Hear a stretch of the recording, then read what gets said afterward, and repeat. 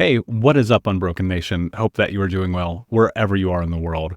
Today, I want to talk to you about something that has dawned on me over the course of the last couple of months, and thinking about how so often we are in these places of trying to decipher and distill down everything that comes at us into something practical and palatable, and how we do that. And noticing, for lack of a better term, this experience that I've been having where I'm resonating with these ideas that I used to not necessarily, I don't want to say not necessarily understand or believe, but wasn't able to put them into a place that they could actively exist in my life. And so much of that is narrative based, right? The way that we think about the world, our perspective, the way that we allow our perspective to dictate ourselves in the world. I often say we are the stories that we tell ourselves. And in consideration of that, I was thinking about, what are the stories that have changed the most for me, especially over the course of the last decade?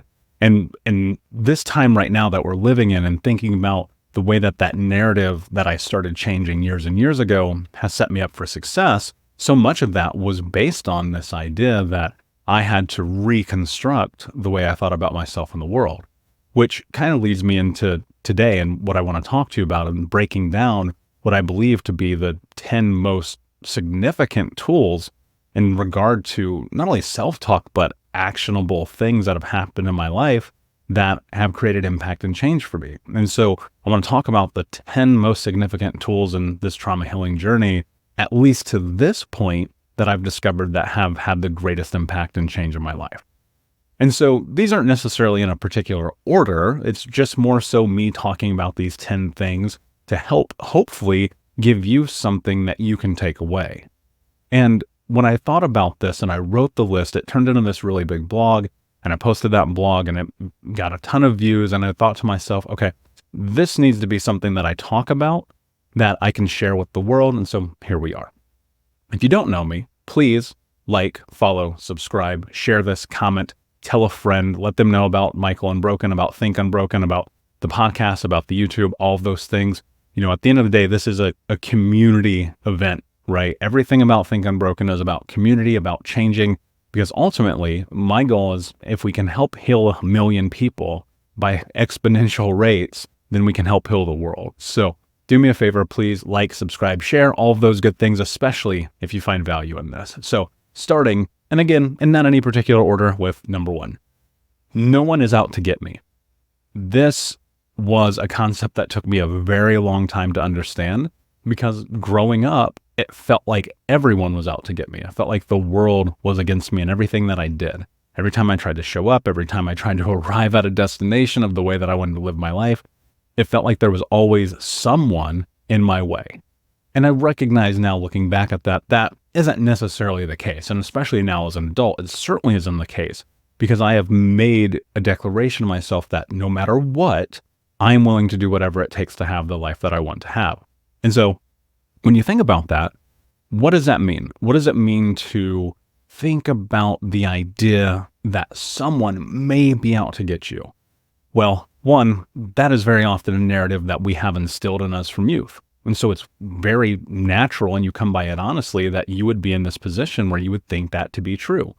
You can't argue that. And in fact, I understand it in a very intrinsic way. And as you move through this idea and understanding, what I want you to think about is, if it is true that people are out to get you, then how have you had any level or measure of success in your life? Now, of course, you may have heard me say this before, success is a self-defined narrative. I don't think that anyone can sit here and tell you what is or what is not success. But what I can tell you is that if you think that you are in positions where people are out to get you, you need to take a close look at your environment, and you might need to make some changes in your life, not only necessarily around the people that you are with, but the people that you allow in your life, because often we get trapped in these loops where suddenly you're noticing the same thing happening over and over and over again.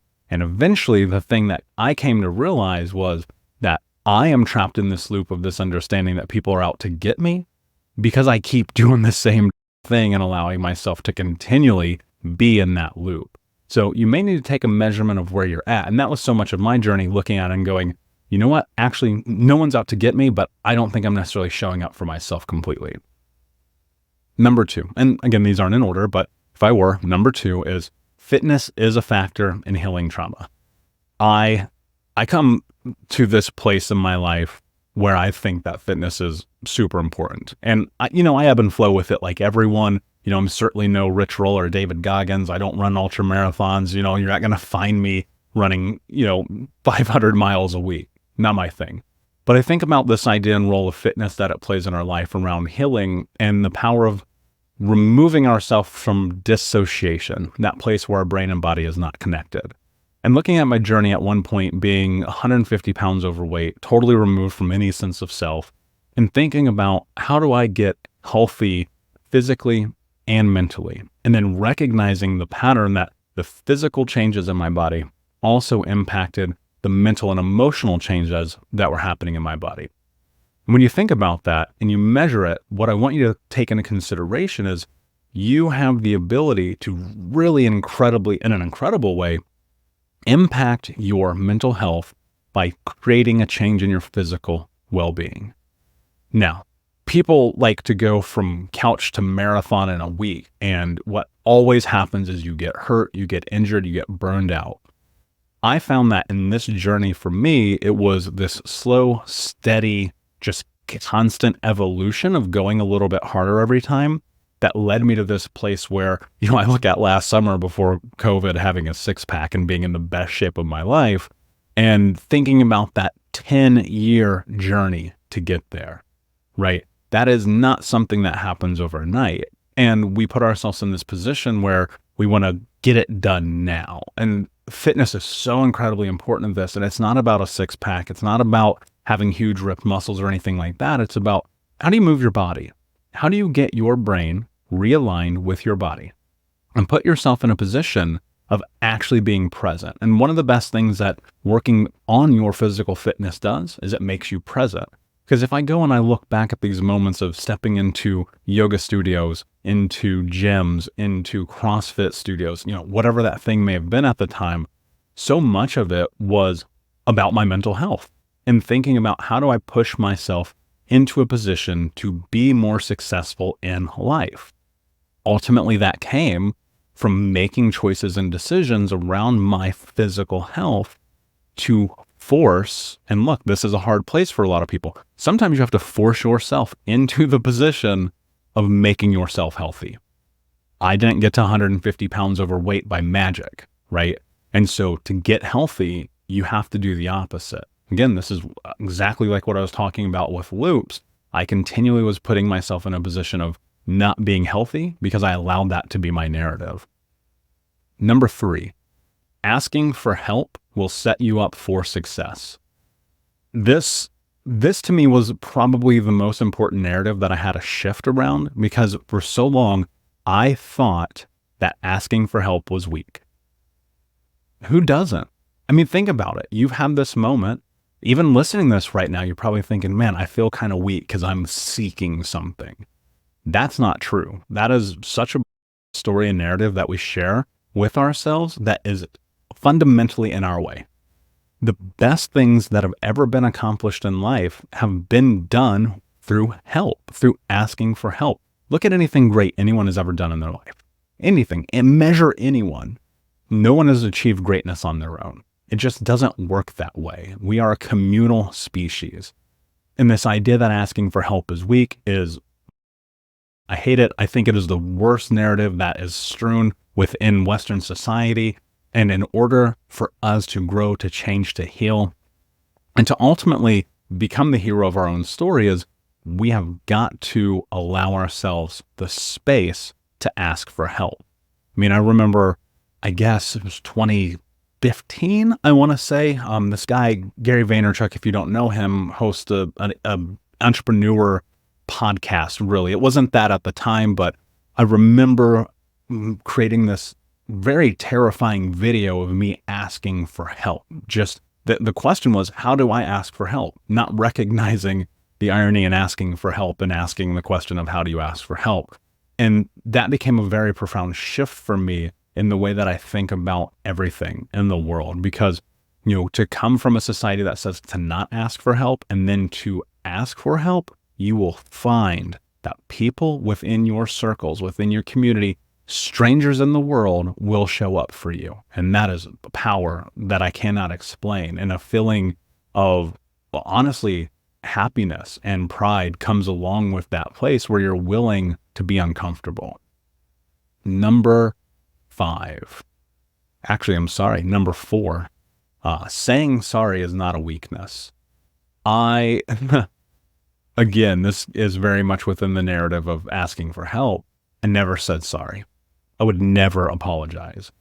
And part of this is dissociation. Part of this is growing up in a traumatic household where, you were constantly in a position of having to apologize for existing. And eventually I turned myself off from the idea that saying sorry was ever necessary. Good, bad, or indifferent, if I did the worst thing to you ever, or just something that was slightly dickish, for lack of a better term, I wouldn't apologize. And I found that is so weak-minded, because we do impact people. We do hurt people. Sometimes intentionally, because we are human beings and we make mistakes, sometimes on purpose, and sometimes without intention. Either way, we impact people.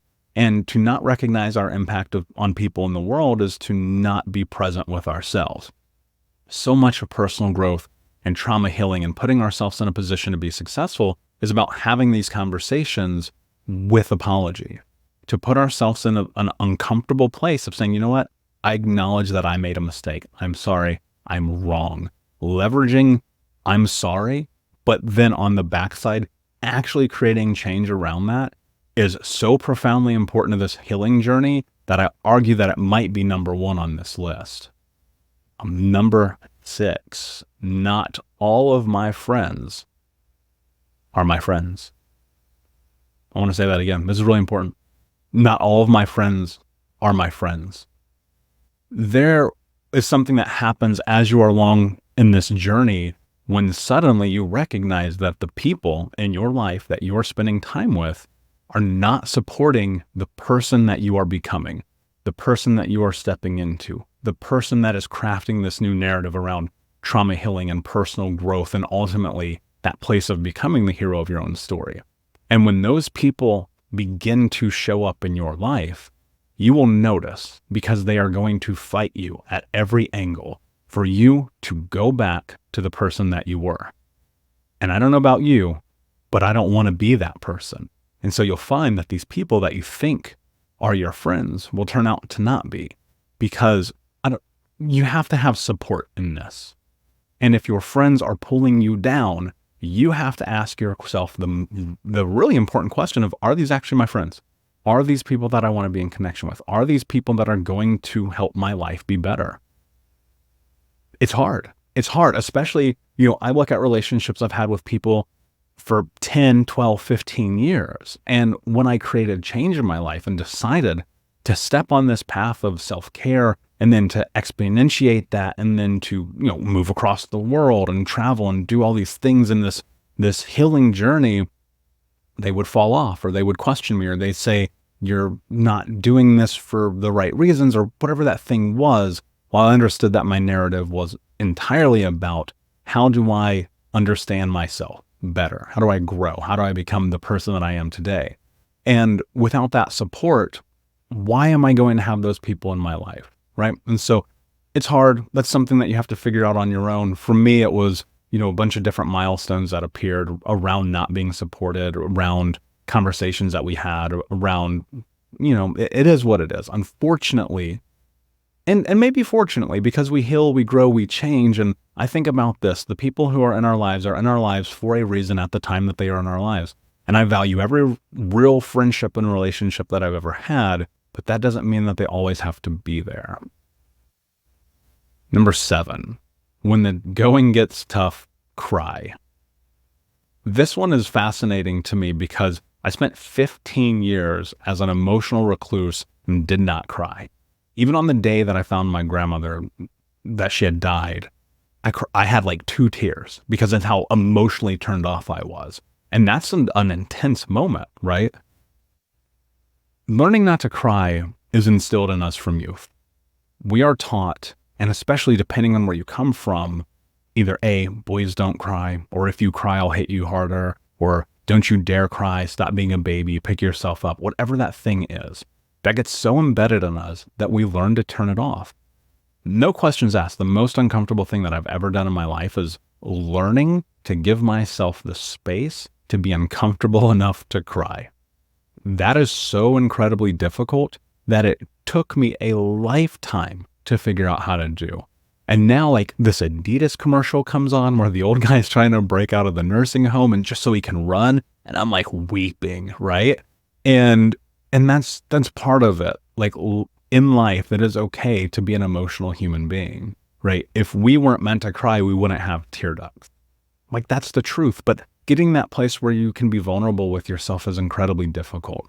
And I'll be the first one to admit that that was one of the biggest struggles that I've had in the healing journey, because I constantly was fighting myself around this narrative of masculinity for one, but then also that embeddedness, that's not a word, of the idea of not being allowed to cry being embedded in me from youth. And so I had to reframe effectively the first 20 years of my life and step into this place where slowly but surely I built that up.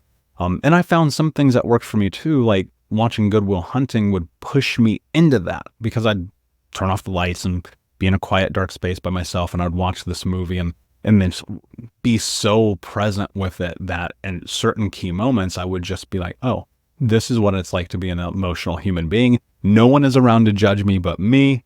Also, like, not recognizing that no one gives a shit if you cry.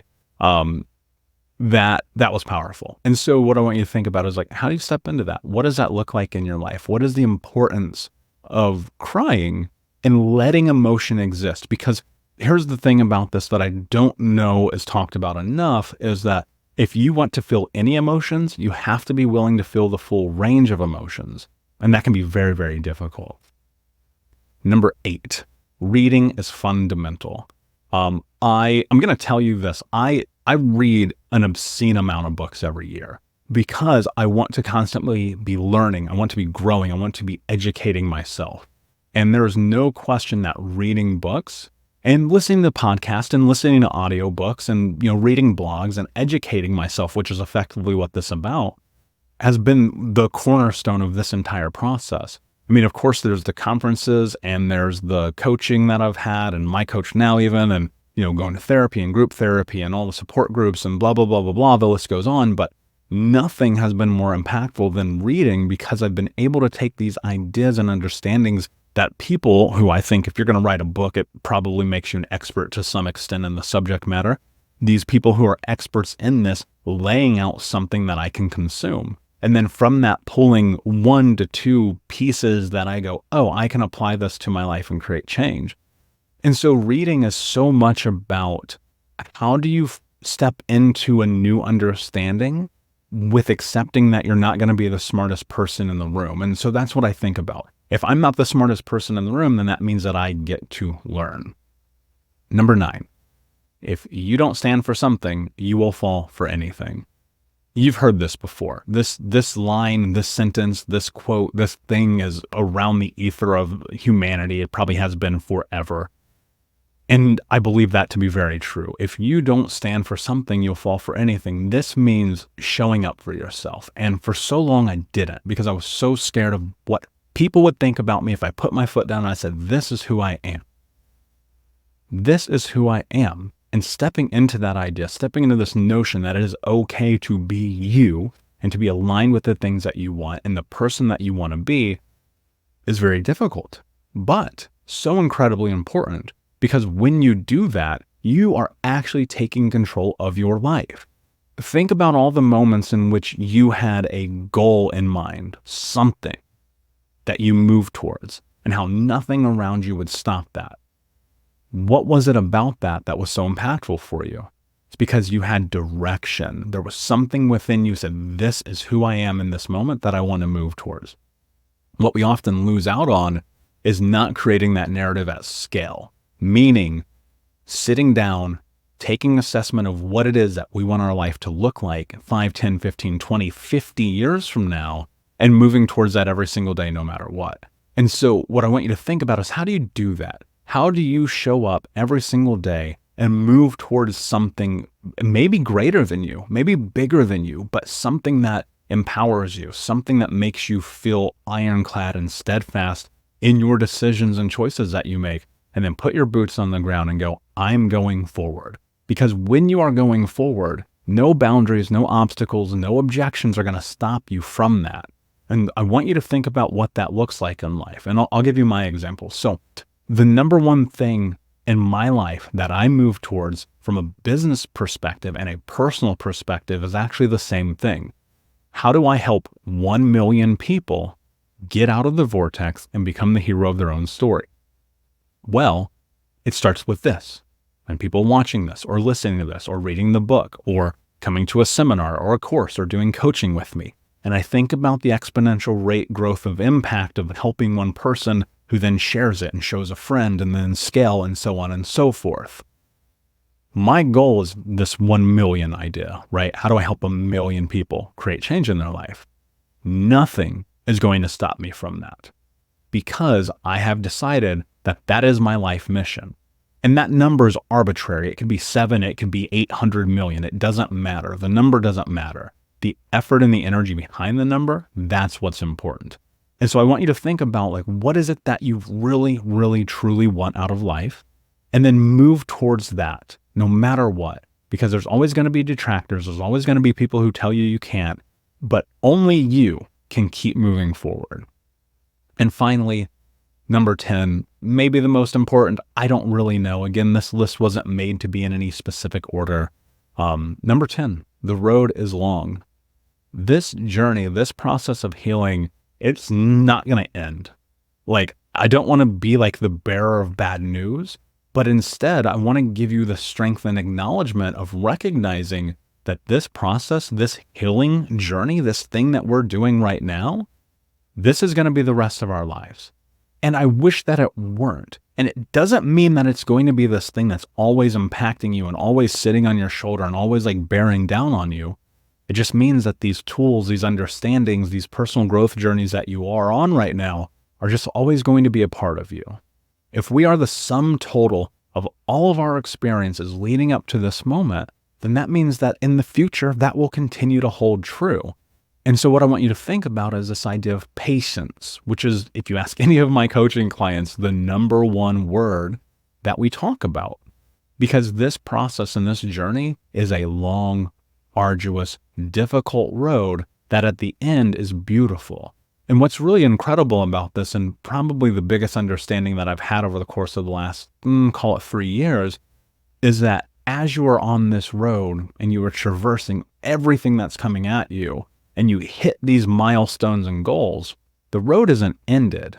You just plateau and you change lanes and then you go into the next. And that's forever, for the rest of our lives. And that's not a bad thing. That means that there's always opportunity to grow, to get better, to learn, to heal, to change, to impact, and to ultimately become the hero of your own story. My friends, thank you so much for hanging out with me today. It truly means the world. If you found any value in this, please like, share, comment, rate, review, tell a friend. Also, check out thinkunbroken.com/free book. I'm actually giving away 1,000 copies of my book, Think Unbroken, on paperback. Just ask that you cover shipping and handling, and then I will send you an actual physical copy of my book. Check me out on social media at Michael Unbroken on all the platforms. And until next time, my friends, be unbroken. I'll see ya.